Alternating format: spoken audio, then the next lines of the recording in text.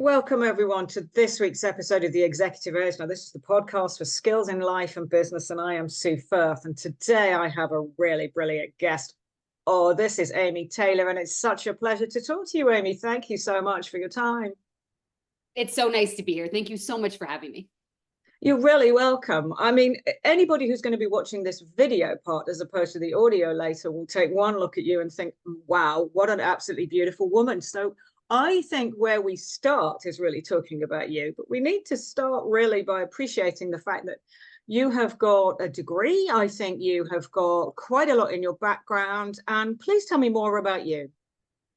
So yeah, I have several degrees. So we are all more than one thing. No one is a monolith.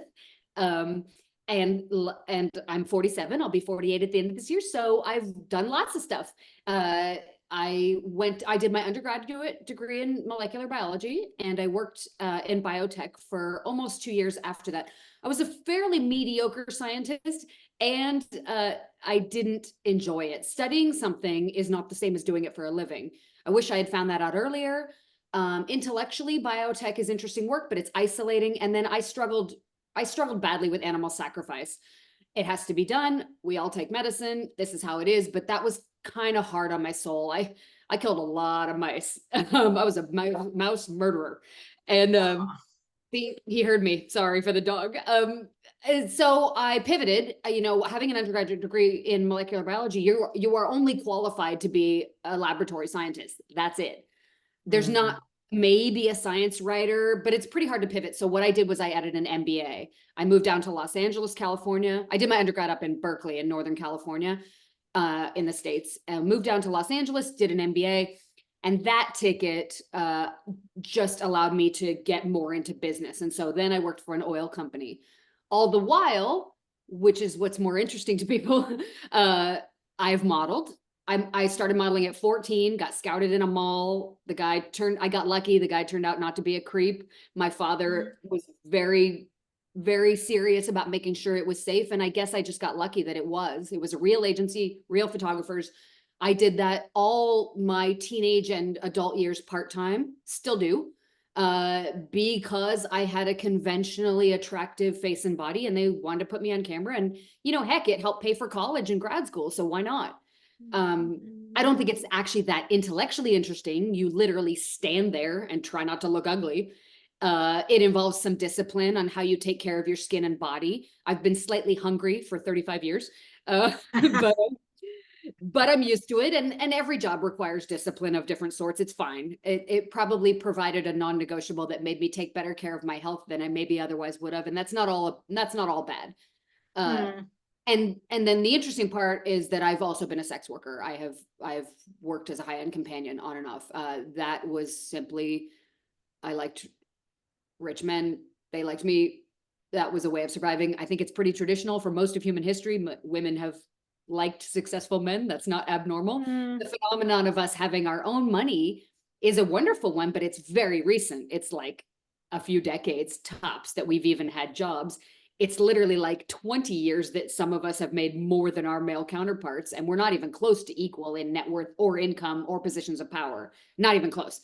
And where we are in the sort of very rare first world countries where women have our own power and money independently, that is not the norm. So certainly in my lifetime, it was not. Within my lifetime in the United States, a woman could not get a home loan or a credit card without a male co-signer.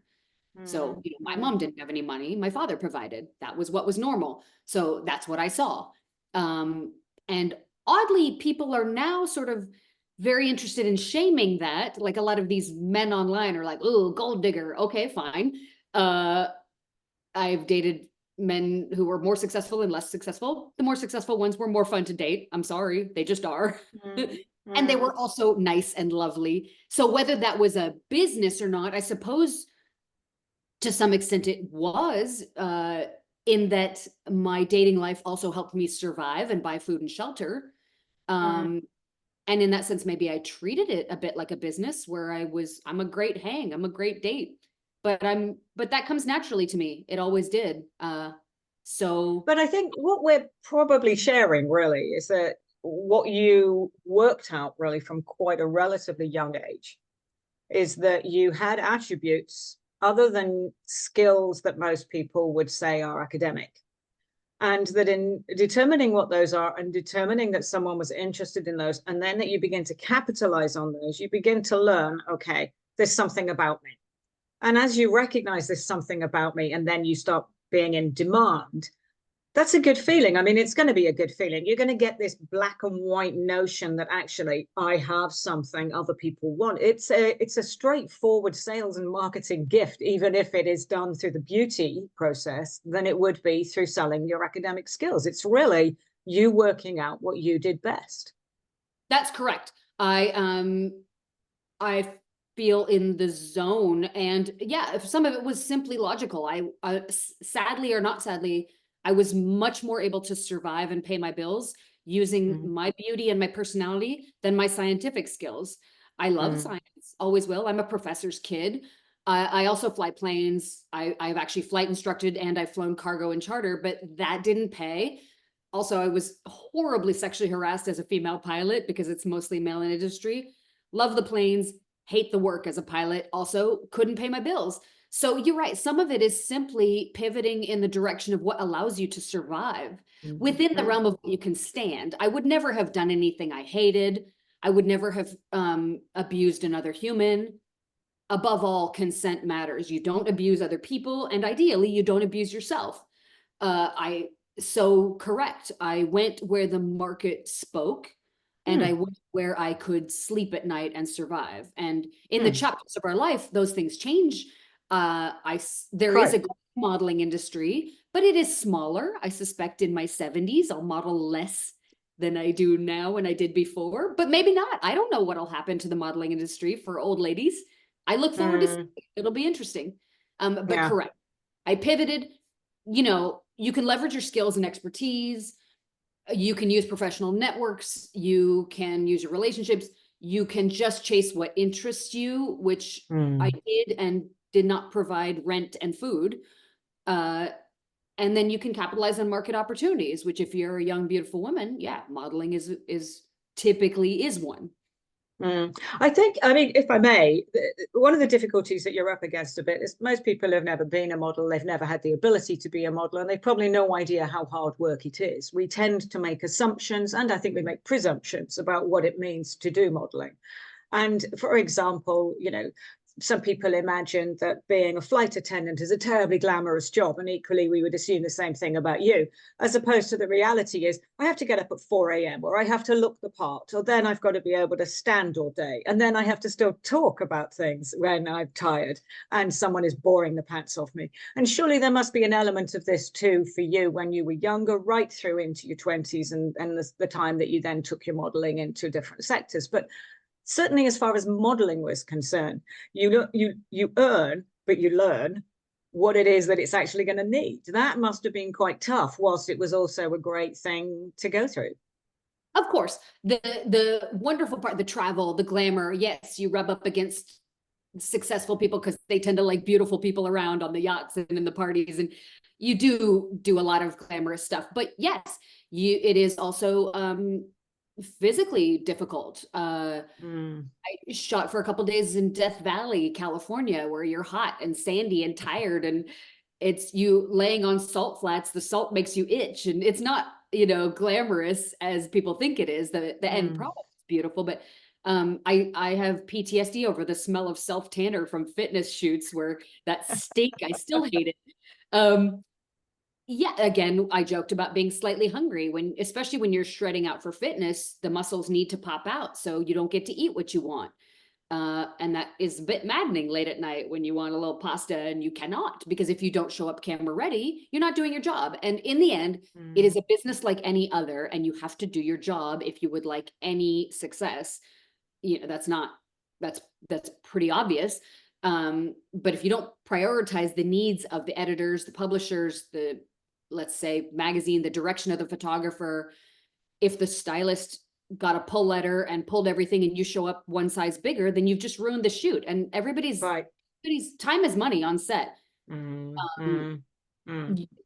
course, the little things like being punctual. I think I succeeded more than women who were prettier than me because I'm not late. I don't flake.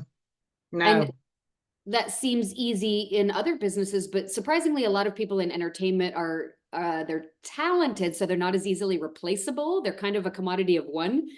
And so they are often dramatic, difficult, flaky. They can get away with a lot sometimes because they're not so easily replaceable. I was always aware I'm not that famous. I'm not that good looking. I knew I had to do the same things you would in any other business to be successful. You know, I asked for feedback that drove my decisions of how to do better. And as the saying, that's important. I think the desire to keep improving, to do well, to deliver, to do so to high standards, this all says a lot about you. And I think this is very much what we were talking about when it was the subject matter off air. And we were talking about, you know what, earning and delivering it in the form as if in a business is extremely important. That's what you took seriously. That's what people would have seen in you in terms of credibility. But the problem, I guess, that you're up against, and being a psychologist, I come across this all the time, is that the world, or rather, sadly, society tends to polarize, and they polarize into good from bad, right from wrong, I like you or I don't like you. And it's not helped by the advent of social media, which means that people can get at you. So now they control you, they can say all manner of things that they want to. And this, of course, is a real fear for young people. It must be seriously difficult if you're in the public eye as you are. So I've taken a look at your site. I've looked at your Instagram. They're all stunningly beautiful photos and videos of you. It wouldn't even occur to me to write something negative to you, but sadly, people do sit in terrible judgment of you, don't they? Every day. You know, it's funny. They used to call me ugly more when I was young. Now they never call me ugly. They just call me old, which, okay, fine. I'm 47. I love this age. I look forward to my 50s. My girlfriends in their 50s and 60s are happier than ever. But yeah, and old, I mean, what? Oh, aging's a gift. You'll get old too if you don't die, weirdos. Yeah, it takes a while to get a thicker skin. You definitely try to rewrite it in your head that, you know, at least they're paying attention to me, so I win because they're mad at me, but I don't care that they live or die. So I'd rather be me. But of course, sometimes it hurts you. I did a debate show last month. I will never do that again. I was ambushed. I had agreed to do it under the condition of it being civil. The host lied. Fuck you, Brian, if you're watching this. So and they were awful. They tried to claim I wasn't a pilot, which was very funny because pilot airman certificates are public record. The FAA website in America is public, so you cannot lie about being a pilot. But be that as it may, I agreed to do this and I got ambushed. The host knows that I will probably come for some karma someday, but revenge is the best served cold, but that'll wait.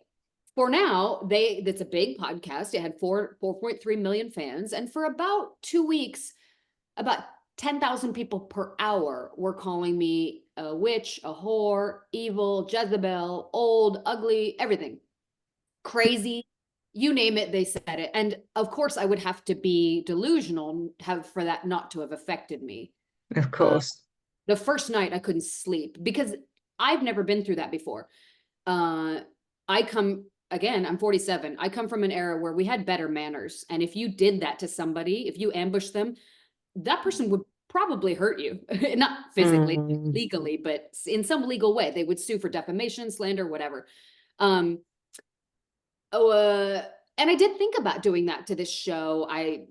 You know, the host doesn't have any money, but so it's not worth it. But and that's very American to sue for what? But that said, I do know that the young, especially the ones who are in the gaming world, this Twitch and Discord, they are very used to like playing video games and talking a lot of smack into the headset to each other. And so some of them actually don't take it very seriously at all. They're very different from my generation in that some of them are very okay with really viciously insulting each other. And then it's just over. It doesn't seem real to them because it's the internet. No, this is the difficulty I think you're up against. But over and above the social media, what I guess I'm sort of alluding to is the fact that people sit in judgments of each other. I mean, you know, you can be sitting on a bus, you can watch a woman with her children and whether or not she manages them well, whether she's looking after them, whether she's just letting them cry. You know, we sit there with a quizzical look on our face as if to say, why is she doing that? Why doesn't she do X, Y, or Z instead? So over and above the judgmental remarks, and I really feel for you that anybody would actually reach out and write this filth. I mean, it's just not fair, but it is sadly quite well known in terms of celebrities and they experience the same. I guess what I'm getting to is, at what point did you make a decision that modeling alone, which you may very well do to adverts or by a side of a beautiful car or whatever it would be, was actually less fun or less worthwhile than an offer or perhaps a request that came in that said, hey, you know, we'd love your company, and we'd love your company, say, on our super yacht where we're going this weekend, or whatever it is that you first started at. At what point did that pivotal opportunity start? Or did you just do what everybody does in life? You tried it once and found, hey, this works. How did you work it? When I was in college, I candy striped at the emergency room when I still thought I would go to medical school before I realized I couldn't pass organic chemistry. And when I was candy striping, a gentleman who was finishing his residency, he was 11 years older than me. He wanted to date me. I liked him. My sorority sisters thought he's too old and creepy. I didn't think that at all. My parents have an age gap. My father's considerably older than my mother. And I thought he was attractive. And look, he asked me if I wanted to go to the San Francisco Opera on our first date. And I had been dating frat boys who wouldn't pay for my lunch. Right. And not that Look at money's that. everything. Yeah. He was also, in my opinion, good looking. He was a man, not a boy. I was attracted to the older. It was an asset, not a liability. And yes, then we fell in love, and it took a long time for us to get serious. He was a little worried about my age, but I liked him. And then he could take me to Tahiti. And again, the boy wanted to fuck me and not even call me again and sleep with my friends and ignore me. I'm sorry, he was better. And yes, part of what was better was that he had a very good job. That wasn't the whole story. He was also very nice. So I was a sugar baby from age 18 on. Got you. My friend provided for me. Again, my mother did not make the money. My father provided. It's what I saw. My father didn't abuse my mother in any way. So my first boyfriend for 7 years, I didn't open my wallet. He would have been horrified. As a student with no money. So then when I modeled, and you get the access to these rich men, and my last ex, we broke up a little over a year ago, super nice guy. I wish him well. But he used to joke about, like, he had 200 times more money than me. He's like, why would I ask you to ever pay for anything? Right, because that's what makes sense to him. Absolutely. And I think, why is it that we're making assumptions that they're not doing exactly what they would do where any caring, loving person is concerned? They're looking after you. And men are wired very strongly for that. Yeah, because they can, or because they want to. Well, and that's one of the things they have to offer. I think a lot of people hate that because they can't imagine being that wealthy. I mean, you know who doesn't hate gold diggers? Rich guys. But most people aren't, and they can't imagine being able to do that. But I'll tell you, every guy who gets rich becomes generous, always. It's because they can. And so I think there's a certain anger at, you know, this woman can be on a yacht or on a private jet, and she wouldn't date me, so fuck her. There's also an anger from women. They're threatened, like, how come I'm doing the same thing and he's making me pay for half of dinner, and you're getting on a private jet to a private dinner with a chef, you know, or whatever you're doing. I think some of it is envy. I think some of it is, there are people who grow up thinking that everyone who's wealthy is evil. I did not grow up with thought, and I do not believe that. I think there are wealthy people who are evil, and there are poor people who are evil. I've met wealthy billionaires who are wonderful. They do so much for the world. And then some who are shitbags. That happens. But it's independent of their wealth. So, but I do think there's a lot of this idea that anyone wealthy is automatically a horrible human. And that's a falsehood. I've not seen that. Or that pretty women are automatically evil and live life on easy mode, as the kids say. That's not true either. But I don't know why people would like to control the behavior of others, because who I date and how I date has literally no effect on other people. It's literally just dating. It's actually pretty boring. So why that fascinates people, I think everyone is fascinated by beauty and wealth. And so models getting a penthouse condo from their boyfriend, that combines those two things, wealth and beauty, and everybody's fascinated by one of those.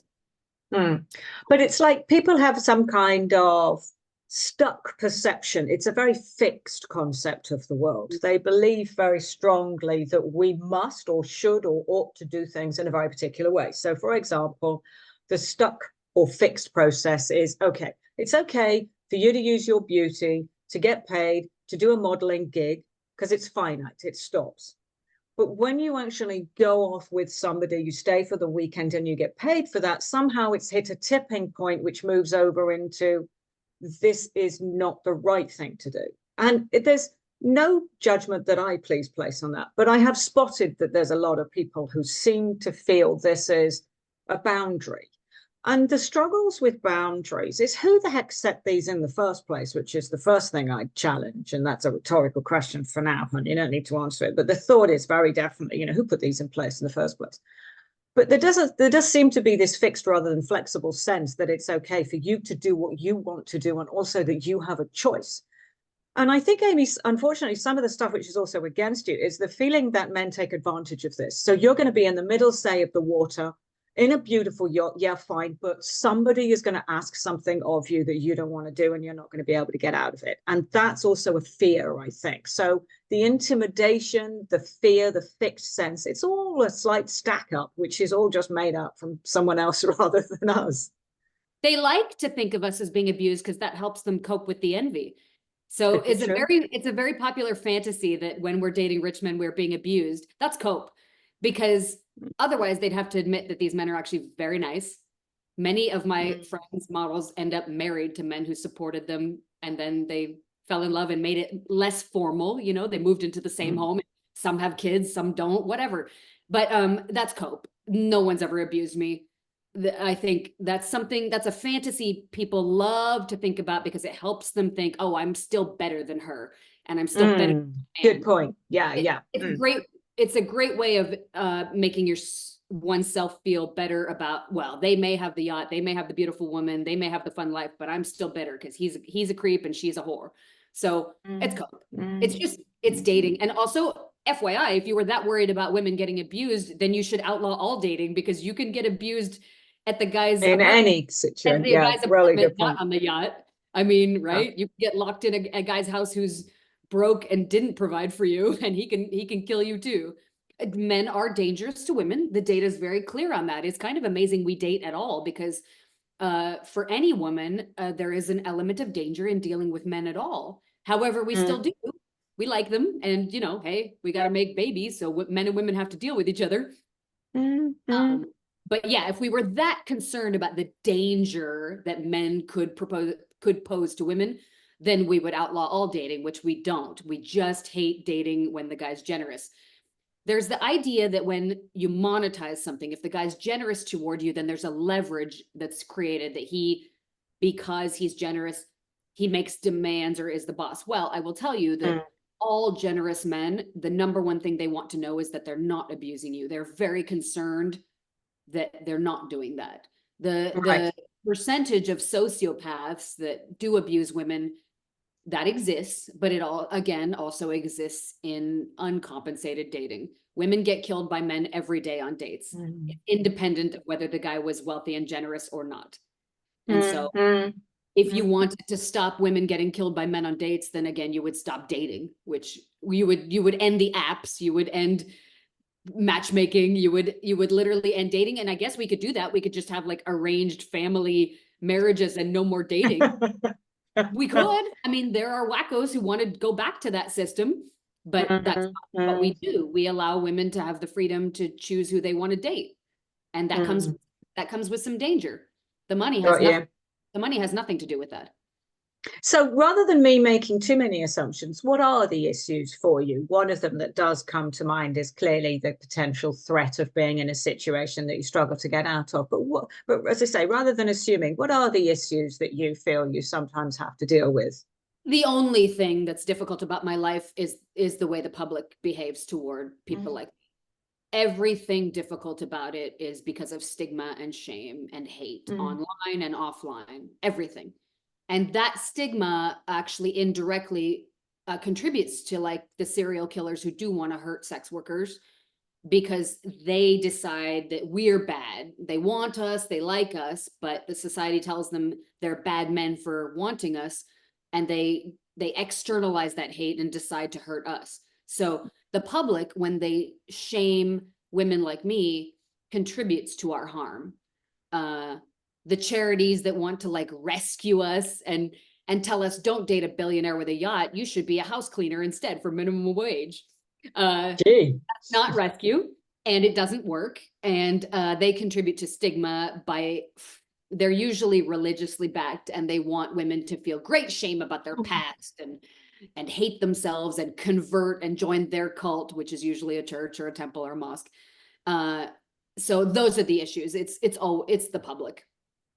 Right, right, right. And that completely makes sense to me too, because I think this is what I was trying to express. There are so many people out there. I mean, they really are broad brush right across a very wide continuum. There are people like me, for example, who I like to think is fairly open-minded. There are those who also perceive the fact that we have a choice in life. Life should be about choices, and what you want to do with your life is entirely down to you, Amy. That is my perspective, as it would be for me.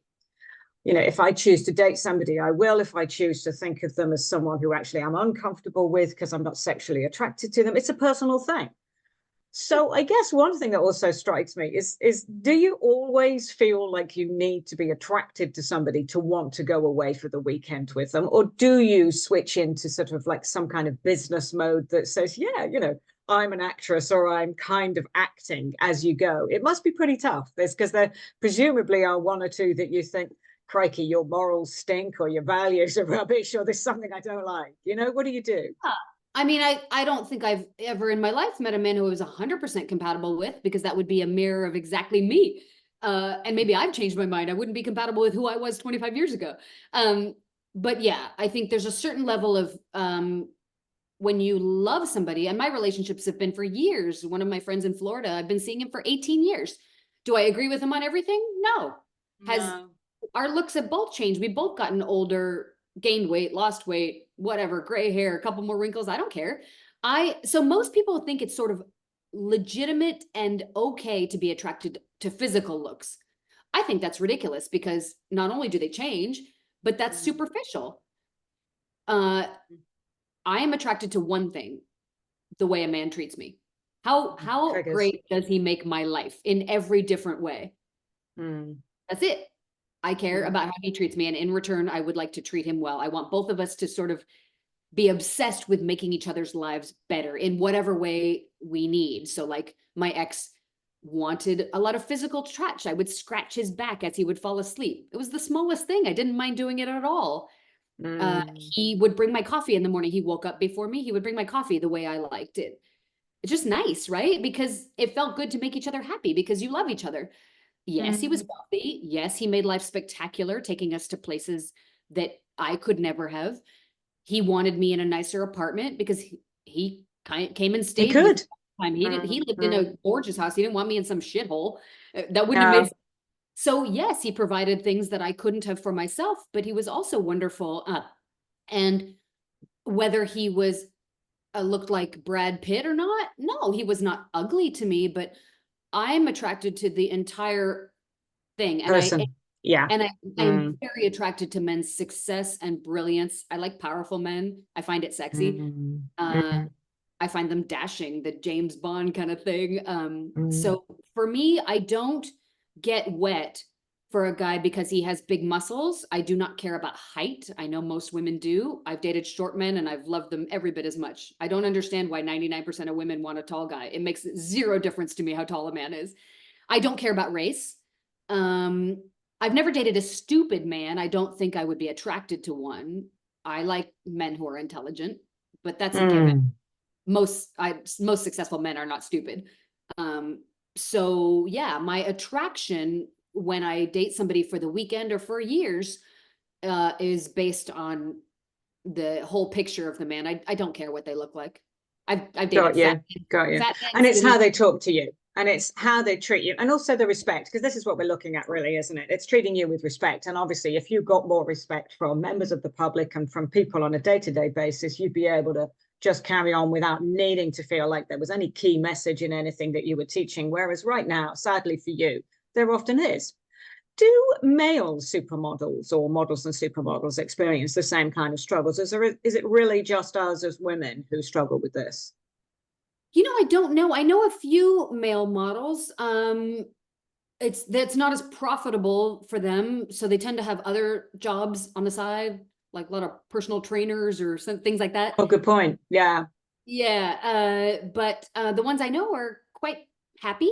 They one who works in my gym part-time, he gets sexually harassed a lot, typically by gay men, not so much by women, although it does happen. He just went to a photo shoot. His agency sent me, and he sent him, and he works for one of the big runway agencies. He's tall and thin and young, so he does editorial, not print.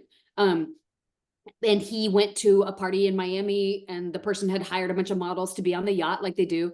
And then the person was, old gay guy, was trying to get laid, and he refused.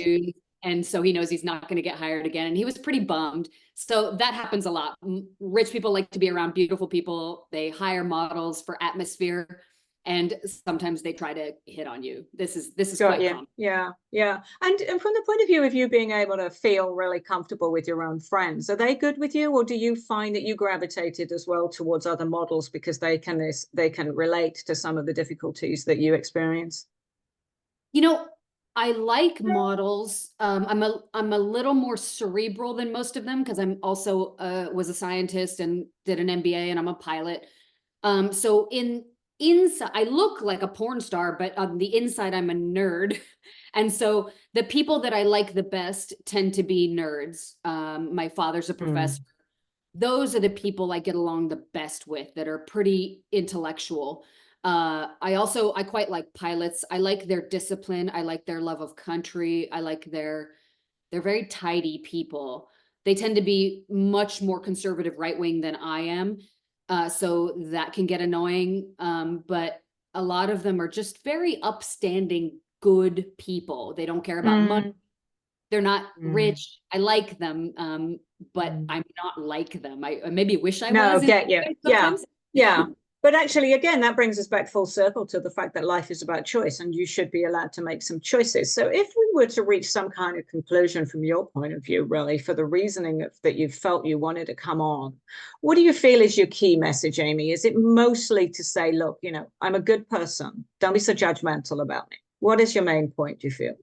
Maybe. I think, you talk to business people of all kinds, and I wish my choices were more legitimized in my country. I wish it was a real business with real players, real competition that would drive out some of the bad actors.